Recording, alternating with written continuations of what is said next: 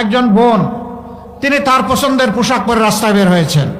সাংবাদিক বন্ধু জিজ্ঞেস করেছে, আপনি আগামীর বাংলাদেশে সরকার হিসাবে কারে দেখতে চান? তিনি বলছেন জামাত। কেন? বলে যে জামাত আসলেই দেশটা ঠিক হবে। কই দেশ তো ঠিক হবে, আপনি কি এই পোশাক পরতে পারবেন? কই পরবো না।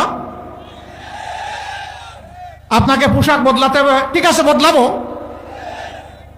তো জামাতের কোন জিনিস আপনার ভালো লাগে? বলে যে পুরা জামাতই আমার ভালো লাগে। মা বোনদের এই অভিব্যক্তি। এরপরে জিজ্ঞেস করা হচ্ছে যে কেন? বলে যে এখন আমি রাস্তায় বের হতে ভয় পাই। আমি বিশ্বাস করি তারা যদি ক্ষমতায় আসে তাহলে আমাকে আর ভয় পেতে হবে না। হে আল্লাহ, এই যে আমাদের মায়েদের আস্থা, তুমি আমাদেরকে শক্তি দাও, আমরা যাতে এই আস্থার প্রতিদান দিতে পারি। আমরা যাতে মদিনার আদলে এমন একটি শান্তি সাম্যের